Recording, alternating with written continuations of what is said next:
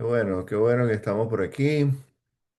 Ya, vamos a, vamos a empezar hoy con números 36 capítulos que nos llevan por un periodo de la historia de Israel grandecito. Hay muchas cosas que pasan importantes aquí en números, ¿no?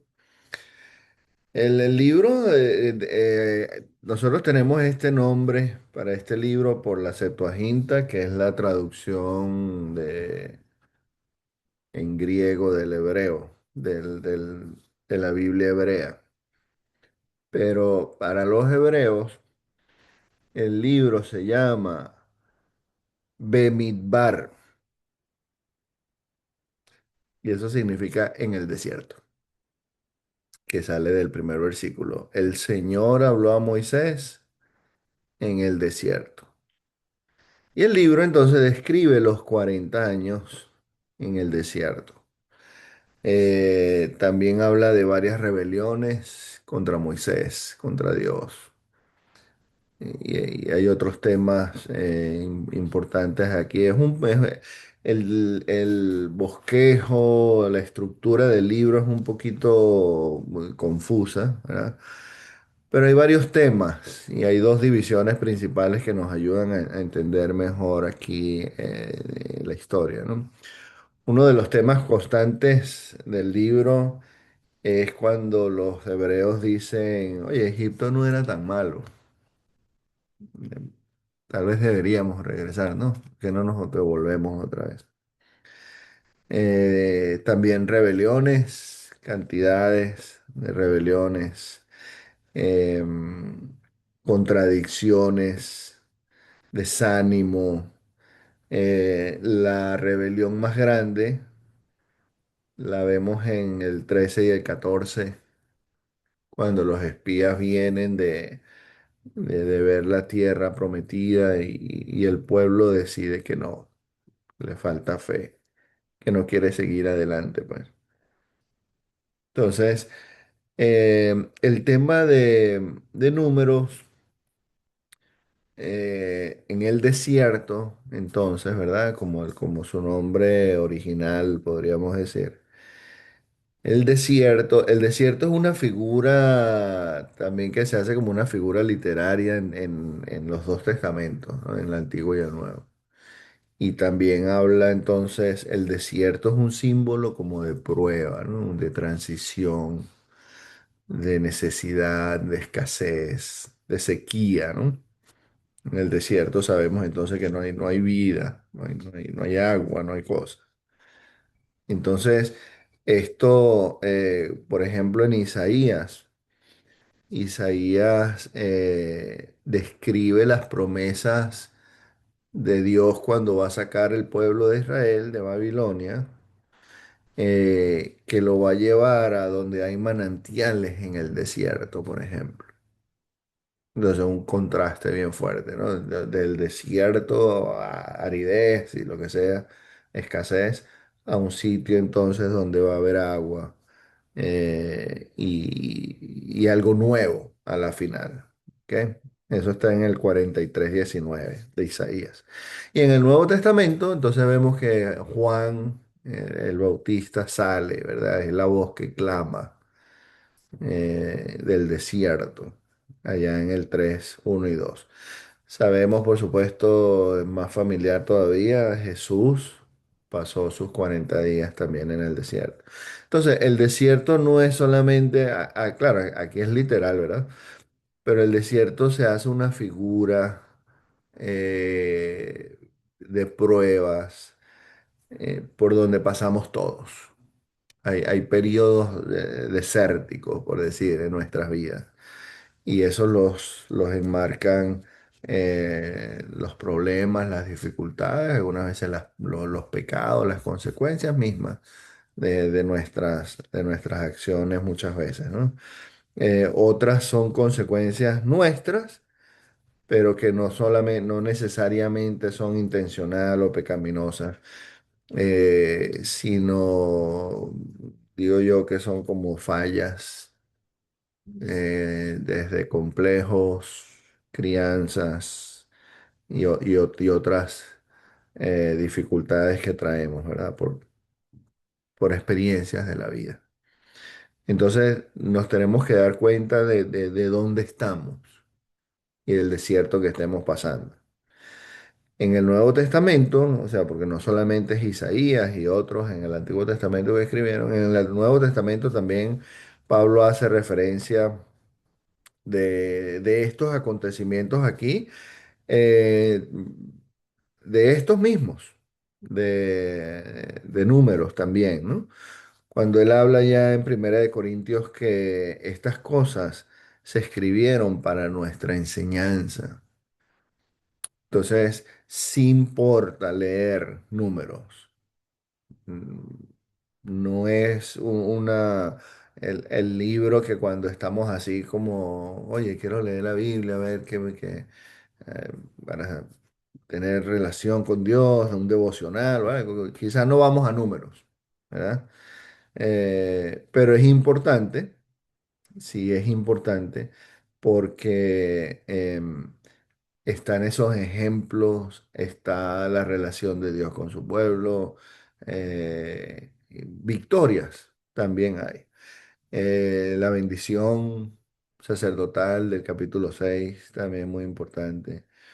Entonces, Números es excelente, es un buen libro, ojalá que lo leamos entonces todos estos días y que le saquemos el provecho que deberíamos, ¿no? A ver, ya va, ¿qué más tengo aquí? Em, entonces, mire, hay dos eventos muy importantes que es por la razón por la que sacamos nosotros ahora el nombre de números, que es el censo. Entonces, hay dos censos, capítulo 1 y capítulo 26. Eso divide el libro entonces en dos partes, no necesariamente iguales, pero en dos partes, dos mitades. La primera mitad nos va a hablar de la generación vieja, la generación del desierto. Entonces, esta gente que no es, esto nos da la razón cuando decimos que, bueno, no necesariamente hay que ver, ¿no? Para creer o para saber cosas. Porque esta generación que es censada en el capítulo 1 son los que vieron los milagros más poderosos de la Biblia, casi todas. ¿Ok? Algunas cosas que hizo Jesús, por supuesto, mucho más grandes, ¿no? Pero esta gente son los que vivieron la esclavitud, salen, ven todas las plagas, siendo librados de todas las plagas. El poder de Dios que le dio a Moisés. Salen con el mar que se parte en dos, caminando en seco. Y aparte de eso, están allá en Sinaí con la presencia de Dios ahí llamándolos, invitándolos a que suban a la montaña. Y, y sin embargo, esta gente se muere toda. Toda esta gente que nombran aquí en el capítulo 1 se muere y ellos no pasan a la tierra prometida. Entonces, esa es la generación vieja, esa es la generación rebelde. Esos son los que quedan ahí tendidos en el desierto, no aguantaron el desierto. Estos fueron los que se rebelaron.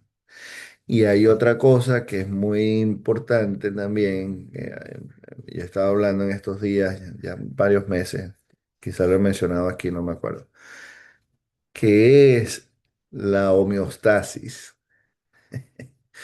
Entonces, claro, eso no tiene que ver con la Biblia necesariamente, es un término de biología, ¿verdad?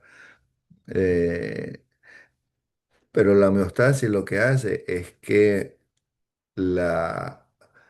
el organismo vuelve a un estado original, a un estado natural, por decir.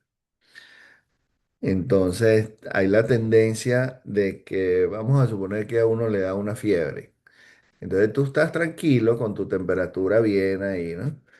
Pero entonces de repente la infección, la fiebre, te sube la temperatura. Entonces el cuerpo lo que hace es que sana y regula y la temperatura otra vez baja a su estado normal, ¿verdad? Esa es la homeostasis. Entonces, un termostato, por decir, en el carro, en la casa, donde sea, un aire acondicionado, tú lo pones ahí a a cierta temperatura y el aparato va a estar buscando regular, estabilizar.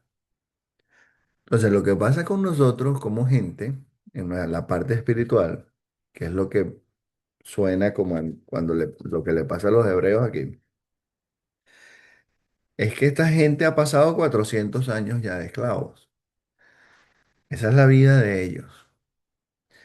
En nuestro mundo contemporáneo, siempre veo a los cubanos y nosotros que vamos ahí pisándole los talones, nos vamos acostumbrando a cosas, a estilos de vida, a escasez, que, que nos hace entonces un ambiente estable para nosotros. Los cubanos desde el 58 están bajo un régimen bien totalitario, en donde la mayoría ya eso es lo que conocen, nacieron ahí, han estado ahí. Entonces, el salir, imagínense, esos son, ¿qué? 60 y piquito de años, ¿será? Los hebreos tienen 400 años esclavos. Entonces, cuando ellos salen, son libres, pero lo que les llega a la mente a ellos es: oye, cuando estábamos en Egipto era mejor, teníamos comida, teníamos olla de comida. Entonces es buscando volver otra vez a lo familiar, a lo que se conoce. a- Inclusive, y eso pasa ahorita también con el cristiano, en la fe, el drogadicto, el borracho, el deprimido, el que siempre está peleando, el abusado, el que fue abandonado, cantidades de cosas y traumas y lo que puedan pensar. La gente, a pesar de que saben que es una situación de sufrimiento, vuelven otra vez. Hay mucha tendencia entre los cristianos mismos, después que conocen la fe del cristianismo, vuelven otra vez a las mismas andanzas de antes. Algunos tienen que pasar ese ciclo varias veces hasta que ya por fin se dan cuenta. Pero ¿cuántos hermanos no conocemos que entran y salen, entran y salen, entran y salen? Y a las mismas andanzas de antes. Mental, razonalmente saben que no es lo mejor, que no es bueno. Pero vuelve uno allá. Y esa entonces es la homeostasis. Y eso es lo que vemos aquí en números bastante. Esta gente se sigue quejando de Moisés, se quejan de Dios. eh, Se rebelan contra Dios. Y están esos patrones ahí en el libro. Entonces, lo que podemos hacer nosotros mientras leemos números, en vez de que sea una historia así como también de fantasía, podemos aprender de esas cosas. Y cuando leamos la Biblia, lee para ti. Tú no tienes que estar pensando en el otro allá, mira, ves, que eso, que si lo hubiera escuchado, no sé qué. Eso es contigo, eso es conmigo. Eso es cuando leemos, nos acercamos nosotros a la palabra. ¿Qué estoy haciendo yo que me está apartando, que me está haciendo volver a como yo era antes? ¿Por qué no cambio? ¿Por qué no me transformo? ¿Por qué ya teniendo estas bendiciones, esta promesa tan inmensa de Dios, una tierra con abundancia, ¿por qué quiero volver a la esclavitud? Entonces, eso es complejo, ¿no? Pero mientras que estamos leyendo, entonces tengo que verme yo, si todavía sigo. Pablo le dice el viejo hombre, aquí yo lo veo como la generación vieja, entonces, en la vieja generación, la manera antigua de hacer las cosas. Bueno, en el capítulo 26 hay otro censo con las instrucciones que es casi, es muy paralelo, casi idéntico. Hay unos cambios por ahí que si Efraín y Manasés se voltean los nombres, unas cositas así que a uno no, quizá no le importe mucho. Pero hay otro censo en donde se censa la nueva generación. Entonces, de ahí, del capítulo 26 en adelante, ya el libro habla entonces ya de la otra parte que viene, pues. Y estos son los que van a entrar en la tierra prometida. Fíjense que tenía que pasar una generación. Eso, esta gente que salen como niños de la esclavitud, tienen que enterrar a sus viejos allá en el desierto, a toda esa generación que salió, los adultos, los que los tuvieron que cargar, se los montaron en los hombros, los cargaron, los amamantaron. Toda esa gente que la tuvieron que dejar enterrada ahí en el desierto. Ellos no pasaron. Entonces pasan son estos nuevos. Y entonces una cosa interesante del libro, otro tema que es bien, a mí me parece interesante, es cómo hacemos para pasarle entonces nuestra fe a la otra generación que viene. ¿Qué aprendemos si lo hacemos de vuelta? ¿Qué aprendemos de la generación primera? Entonces, hay cosas que hay que cambiar. Hay cosas que tenemos que hacer diferentes.